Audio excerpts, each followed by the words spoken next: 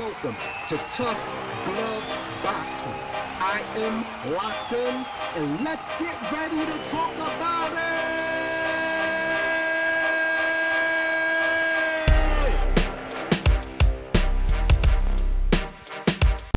What's good, everybody? I'm locked in. Welcome to another episode of Tough Glove Boxing. First of all, I'm going to go ahead and take time to give a salute to everybody that applies pressure to that like button. If you're new to the channel, I welcome you to hit that subscribe button, become part of the Tough Girl, Tough Guy family.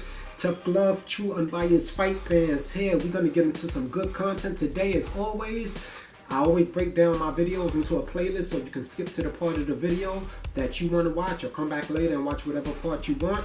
But we're going to go through the playlist right quick. First, we're going to talk about Anthony Joshua's return and what that strategy is going to look like. We're also going to talk about Savannah Marshall activating her rematch clause, which is something I really didn't think she was going to do, but I'm glad she did it. We're going to get into that. We're also going to talk about the Gervonta Davis fight that we got coming up this Saturday in a couple days. I already made a video giving you my official prediction for that, so you can check the link in the description for that. But I just wanted to bring up a couple other points that's taken place since I made that video.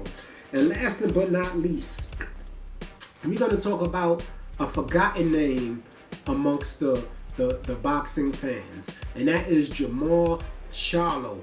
Was Mrs. Jermall Charlo right when she said that we would never see Jermall Charlo in the boxing ring again? So that's going to make up the contents of today's video.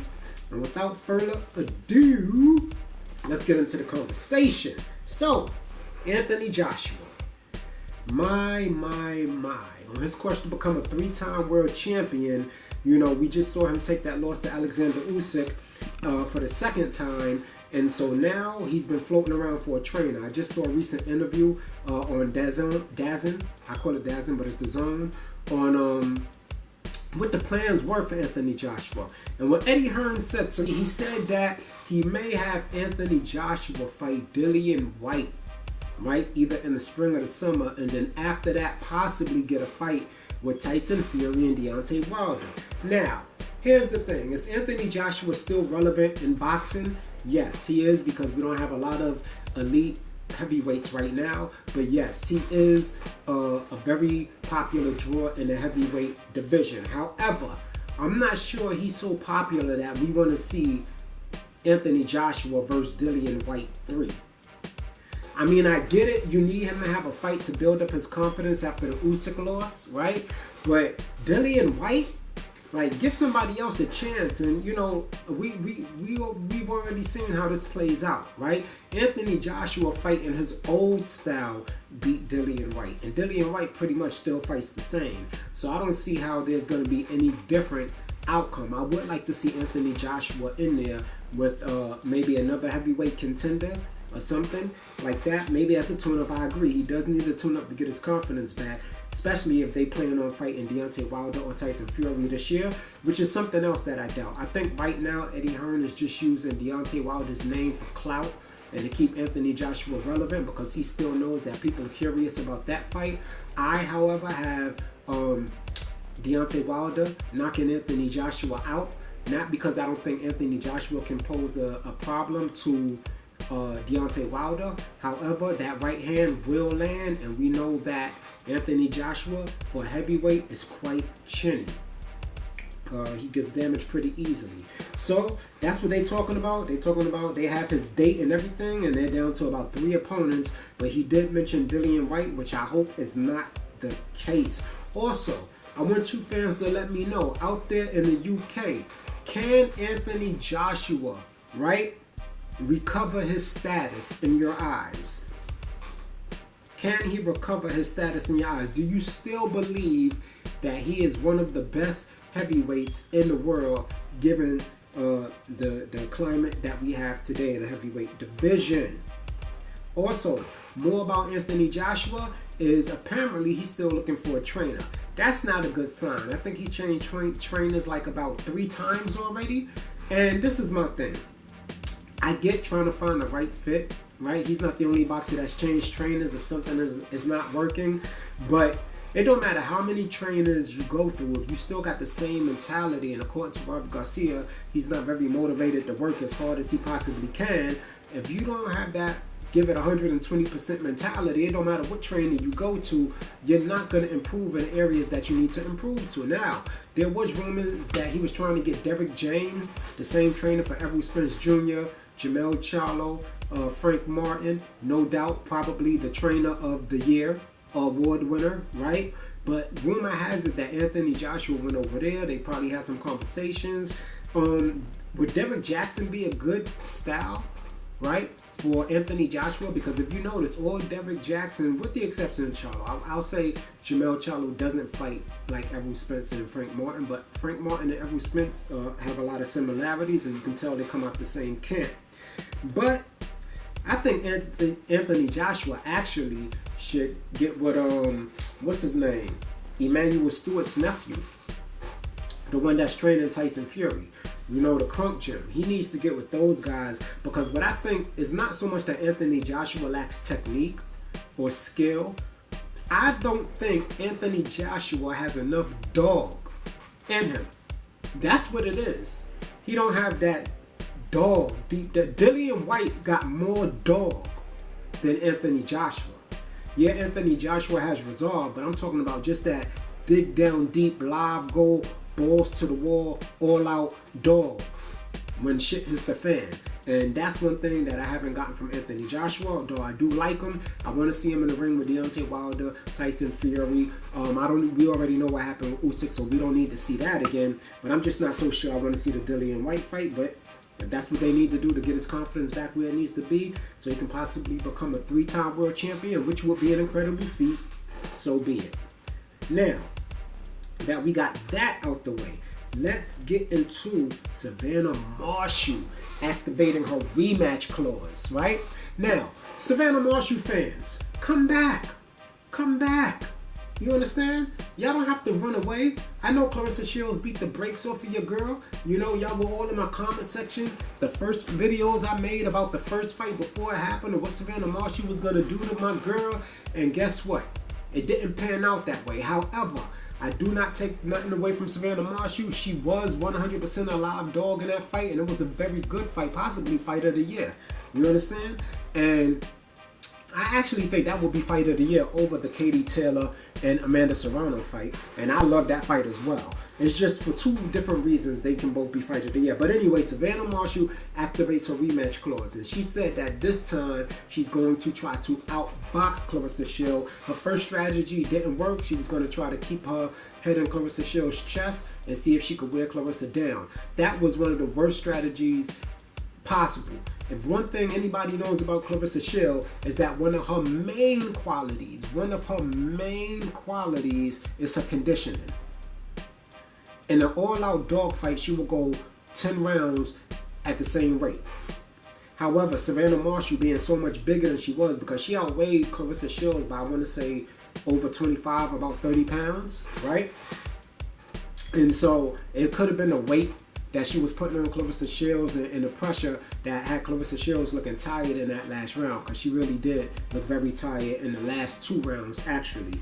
But I think that if Savannah Marshall tries to outbox Clarissa Shields, her only chance will be trying to lure Clarissa Shields into a shot and then turn it into a dog immediately after she hurts Clarissa Shields, because she did hurt Clarissa Shields a couple times. But Clarissa Shields bit down. As y'all can see, she had no quit in her, and she was pretty much still, even the rounds that she got hurt in, she was pretty much pulling out those rounds. So, you know, I don't know what the rematch looks like, but I do hope it is here in America. From what I understand, Clarissa was making some comments on Twitter about Savannah Marshall wanting the fight to be in the UK.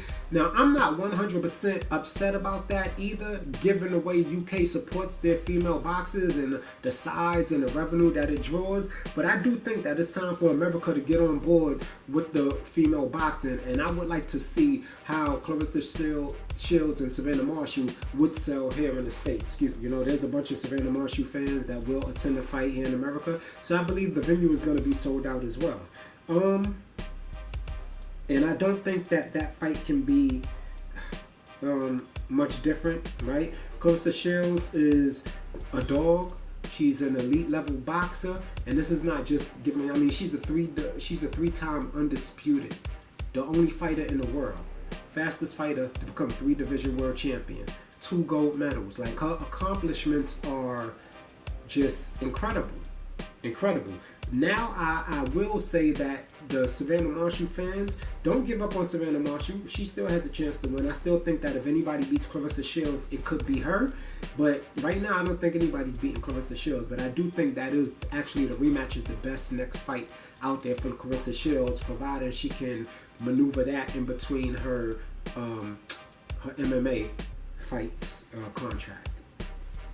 You guys get in the comment section, let me know if you think Savannah Marshall, by using a different game plan, that she will actually have this time what it takes to beat Claressa Shields. We know she can go bang for bang with Claressa Shields. We know that Savannah Marshall, which is what I had a question, was she going to be able to endure for the entire 10 rounds, and she kept up the same pace from round 1 to round 10, and I was very impressed with that. So, I mean, the second fight can only be more explosive. We both know they don't like each other. If they're going to make it happen, I think it should be in the States, given that Claressa Shields would clearly be the A side.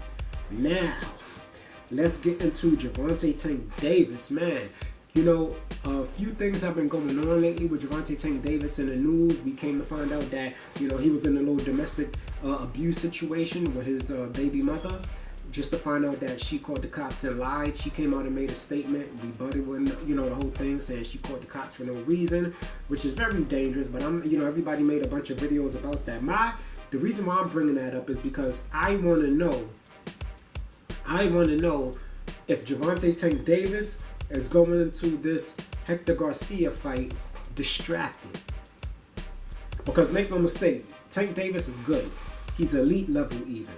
But you cannot go in there half-assing against Hector Luis Garcia.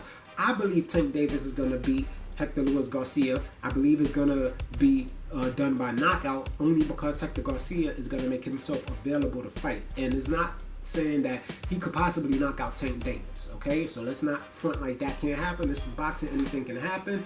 I just don't see it happening, but I don't want to take nothing from Hector Luis Garcia. I think that even after this fight, regardless, he's going to have a good showing of himself, and he's still going to be a star. But if Gervonta Tank Davis is not 100% focused when he's going into this fight, he's going to get the Chris Colbert treatment. Right? And I fuck with Colbert. I can't wait till his return fight. I was actually hoping to see him and Tank Davis fight, to be honest with you. But, you know, that didn't happen. Now, I would like to see Colbert get in there with Gary Russell Jr. That'd be another great fight, right? But anyway, so yeah, Gervonta Tank Davis, get in the comment section. Let me know if you think that he's distracted. And if he is distracted with everything going on in his personal life, do you think that's going to affect him in the fight? And does that give Hector Luis Garcia a better chance to win? Do you even think, is there anybody who thinks that Hector Luis Garcia is going to win? Forget about has a chance to win. Do anybody think he's going to win? I want you to get in the comment section. Let me know how you feel about that. Last but not least, and then we're going to wrap up this video. This one is not going to be too long, but Mrs. Jermall Charlo some months ago came out after her and her husband had a little squabble. You know, really was none of our business. But she did make a statement that that is our business, that's boxing fans, and that's that we will never see Jermall Charlo in the ring again. Now, everybody thought she was upset, but the fact is, BoxRec has Jermall Charlo listed as inactive. He has no fight scheduled with anybody. With that said, he's been out of the ring for a full 16 plus months. So, he's going to either have to make a fight announcement soon, because otherwise, being that he is the WBC champion, how long before they decide to strip him of that title for being inactive? And do you think they should strip him for being inactive? And if he is going to fight somebody next, who should it be? Personally, I think he should fight somebody else that's in the 160. I think he should fight Triple G. You know, I wouldn't mind seeing that fight. Triple G has 2 belts. You know, he could unify. You understand? That would be a great fight. You know, y'all get in the comment section. Let me know what y'all think about that fight right there. Anyway, that's going to wrap up the video for today. Hit the like button, hit the subscribe button. Thank you for taking the time to check out the content. Locked in. Tough Glove Boxing. Out. You ain't gotta gotta go home, but you gotta get the hell up out of here.